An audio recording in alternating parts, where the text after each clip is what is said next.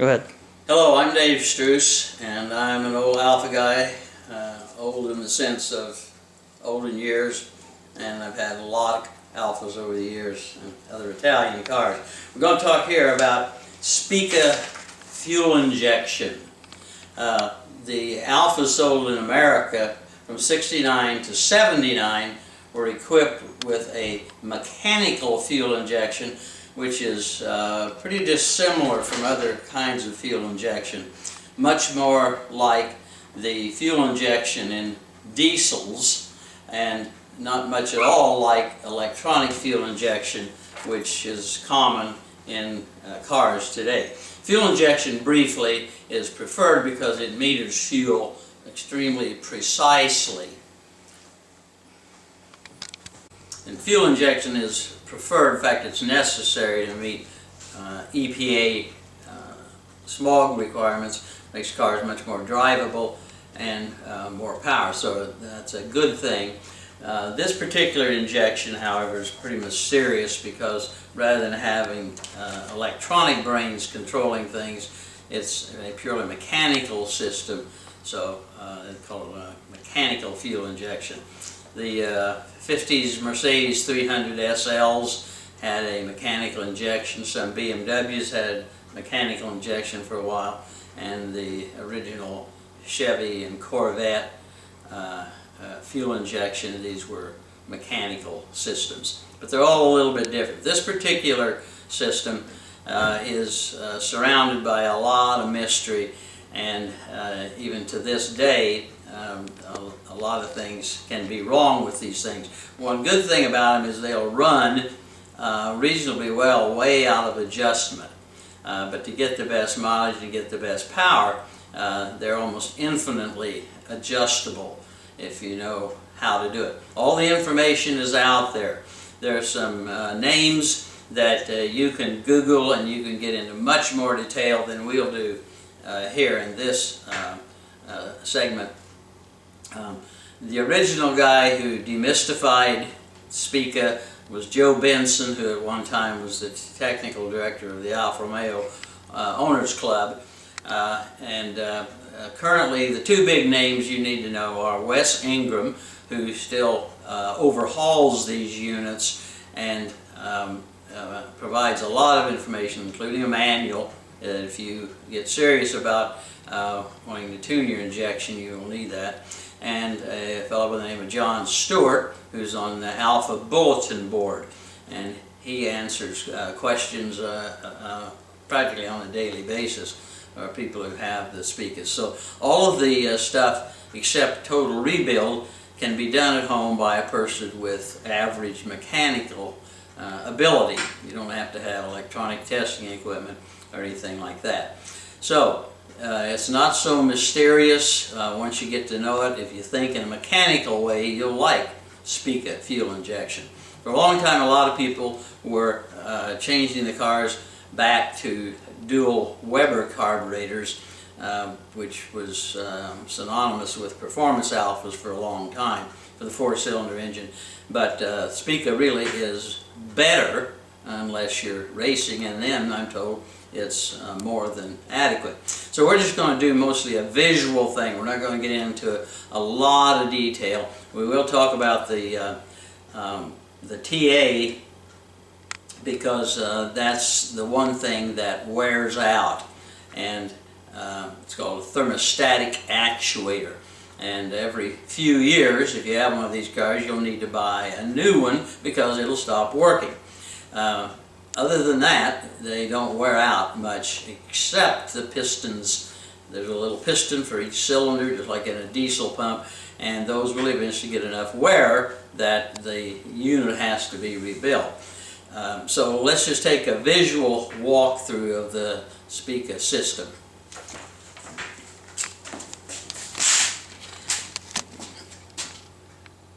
Okay. If you have an air cleaner that looks like this, you have SPICA, and it'll say SPICA right there. And as you can see, looking at the back, there is a provision for 4 throttles. There's a throttle for each cylinder, just like the dual Webers of the old days. Okay. And then we'll look inside the engine compartment here. This happens to be a 78 Alfa coupe. Most of the SPICAs will be on Spiders because they sold a lot more Spiders. But the original GTVs from 69 on had SPICA, and then all of the Spiders and Alfetas up through 79. This is the actual fuel injection unit. You see a metal line going ultimately to each cylinder, and that looks like a diesel setup, which this pump at one time was. There's three things here that involve adjustment, and you'll see on these sites a lot of talk about the long rod, which is this one, and the short rod, which is this one. So when you move the throttle with the gas pedal, it moves this arm, tells that how much fuel to supply. The short rod opens the throttles themselves, or the butterflies. So that's what it looks like. It's driven by a cog belt at the front, which you can see here.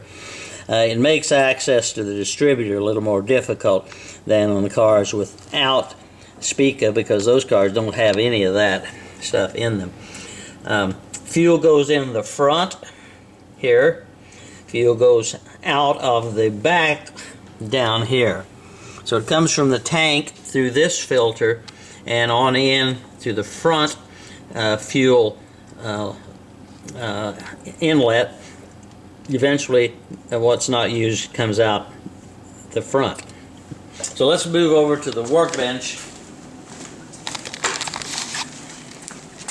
I've got a couple of units here. This one is still put together. I assume is not a good unit.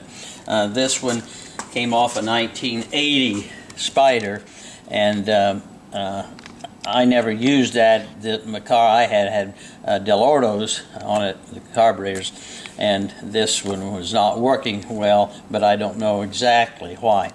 But if you look here, there's the cog belt. The cog belt drives a crankshaft here. There's little pistons in here, one for each cylinder. So that's kind of what does it. Now this part is the computer. As you know, there are many variables in a gasoline engine. Gasoline auto engines have to start reasonably easily. They have to have reasonable power. They have to turn low speed, high speed, and in all kinds of temperature. So most of this part of it deals with that. Now the thermostatic actuator looks like this, and it goes right in this hole in the middle of these three, and this goes up to the cooling system log or manifold on the cylinder head. So as the cylinder, the coolant in the cylinder in the engine heats, it expands, and the liquid here pushes out a pin at the bottom. This is a bad actuator because that pin should be out about 5 millimeters cold and should extend another 4 or 5 as it heats up. So we're not talking about a lot of space, but you have to have that. You have to have it working right. So again, it fits right in there. Fits right in there. And under that, in this opening, is the top of a screw. Yep. And when they talk about adjusting the gap, that's the screw that you turn. And that is real important, and when you get a new thermostatic actuator, you're going to have to take this thing in and out, at least on the bottom, 3, 4, 5 times to get that screw just right. The reason is because the one most critical adjustment on these that you're capable of making at home is what they call the gap, which is 19 thousandths of an inch. So when your unit is cold, that's about where your lever will be. However, when you're idling, it's going to be back this way, and so pushing it opens the throttles. And here, with the engine at about 175 degrees, not hotter, not less, you want a gap there of 19 thousandths of an inch. If it's more than that at that temperature, the choke is still on. You're essentially going to be running too rich. And that's a very common condition on these. But you don't want it so it does not get the gap at that temperature, because then it'll run too lean. What a lot of people do is they will compensate and adjust this, because this adjusts the mixture for everything, rich to lean.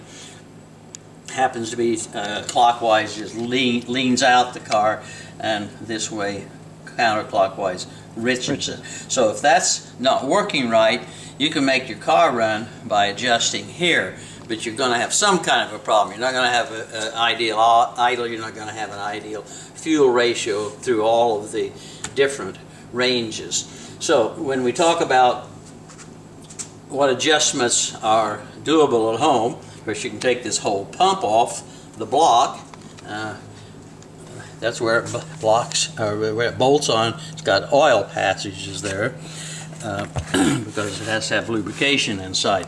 Now the fuel itself lubricates this part, the pistons. Starting here, leave that light off. Okay, starting here, this is the cold start solenoid, and that has to work properly for the car to start. So there's more than one kind of choke, and there's more than one way to make this system leaner and richer. So there's lots of ways to do it wrong, but still get a car that runs. That's easily tested, and in Wes's website and the stuff John Stewart has on Alfa bulletin board gives you a lot of information. There's a rod goes down and fits into an enclosure, and that can swell and make it tight, and then you're running too rich. But normally that doesn't give many problems. This is the fuel cutoff solenoid, and it cuts off fuel on deceleration, and we won't get into that. But the other thing it does is it adjusts mixture throughout the whole range, and you can make these so lean that the plugs will be white, inside your tailpipe will be white, but what you want is a gray color with a little brown in it.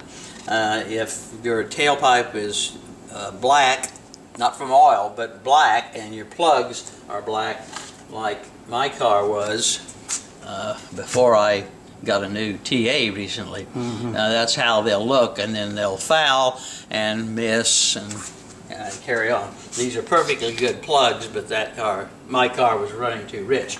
And that's usually going to mean that your TA is bad, though since there's so many places you can adjust on these, you could get a car that's running way too rich for another reason. So what you do here is, this is covered in those sites, is you can put this in, which is the end that goes in the coolant, in hot water, get it up to 175, and measure the length of the pin coming out.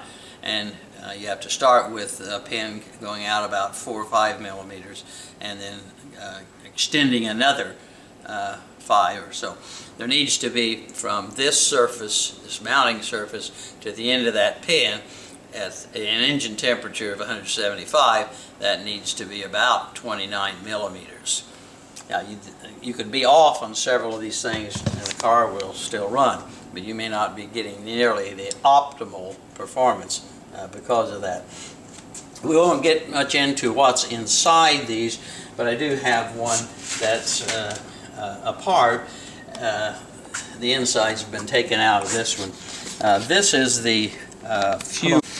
This is the fuel cam that's inside. It's part of the mechanical computer system, and it goes this direction. And when you move the throttle, it moves this. And there's different plots, lots of them, on this, and it reads it mechanically with a little finger starting here rather than electronic stuff. So you won't need to get into that. Inside this are bearings, and the bearings with centrifugal force move this thing in the direction that you want to go when it's turning faster and so forth. But you don't have to understand all of that. But it helps to know kind of the theory. You can take this plate off and you can see where the TA pushes, and you can see what the cold start thing does. You can take this plate off, and inside that you'll see some other things and how they work. And at some point you might be interested in the serrated link that's inside there, because that can be adjusted, but that's only going to be of interest to you if you get reasonably sophisticated about this whole system. This is what's called the barometric sensor, and inside that is a bellows that reads atmospheric pressure. And normally, unless you have huge temperature variations, you don't have to worry about that. This then again is the oil filter unit, and inside those is a small filter and a spring, and that business goes on the side here. So that's what all this stuff looks like, and there is information on the internet about how to time this, and I happen to have made a white mark to make it easier. And if you have cams, you can adjust this one tooth in advance and the car will run a little better. So that's a brief introduction to what you can see. Then we'll talk a little bit about how you make those adjustments with the unit on the car.